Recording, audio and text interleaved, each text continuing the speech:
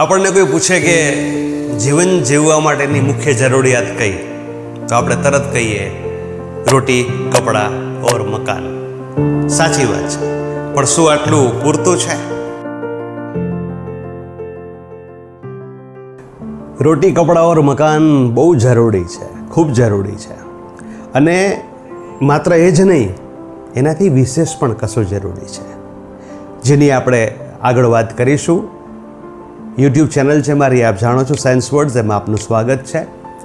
આપને આ વિડીયો ગમે છે એનો મને વિશ્વાસ છે. એને લાઈક કરજો, શેર કરજો, થોડો સમય કાઢીને કમેન્ટ કરજો અને સબસ્ક્રાઈબ તો જરૂર કરજો. રોટી, કપડાં ઓર મકાન, these are the basic needs. પણ આ રોટલી આપણે ખાવી હશે તો કોની સાથે ખાશું? એકલા એકલા? કપડાં એટલે વસ્ત્ર, સગવડતાઓ, પહેરશું, માણશું, પણ એકલા એકલા? મકાન જરૂરી છે, બહુ જરૂરી છે, પણ એમાં કોણ રહેશે? એકલા? આપણે મનુષ્ય છીએ એટલે આપણે સાથ સંગાથની જરૂર પડે. આપણા સુખને પણ વહેંચનાર જોઈએ, આપણા દુઃખને પણ વહેંચનાર જોઈએ. આ વિડીયોને છેલ્લા સુધી જોજો. અંતમાં હું 2 પંક્તિ આપને કહીશ જે આપને ખૂબ ગમશે, એનો મને વિશ્વાસ છે. તો સગવડતાઓ તો જરૂરી છે. તો રોટલી ખાવા માટે, ભોજન ખાવા માટે, આનંદ કરવા માટે, મિજબાની કરવા માટે આપણે પરિવાર જોશે, સંબંધીઓ જોશે, મિત્રો જોશે. આપણે આનંદ કરવો હશે, સારા વસ્ત્રો પહેરવા હશે, એટલે કે પ્રસંગો કરવા હશે, તો આપણે સારા સગાઓ જોશે, સંબંધીઓ જોશે, મનુષ્ય જોશે. મકાન તો ઇમારત છે. એ તો ઈંટ અને રેતી, સિમેન્ટથી બનેલું, પણ એને આપણે ઘર કરવું પડશે. એ ઘર ક્યારે થાય? જ્યારે એમાં સંબંધો આવે. આપણો પરિવાર તો હોય જ, પણ એ પરિવાર સિવાય પણ આપણી સંવેદનાને સમજનાર, ઝીલનાર લોકો સાથે આપણે જીવન જીવવાનું જરૂરી છે. તો રોટી, કપડાં અને મકાન એ તો બેઝિક નીડ્સ છે જ, જરૂરી છે, ઇટ મસ્ટ. પણ સાથે સાથે સારા સંબંધોની પણ જરૂર છે. આ બધું માણવા માટે આપણે લોકો જોઈશે, સારા લોકો જોઈશે. મોટો બધો પ્રસંગ કરીએ આપણે જબરદસ્ત, અને એમાં 500 માણસને આમંત્રણ આપીએ આપણે. વિચાર કરો કે માણસો આવે નહીં તો?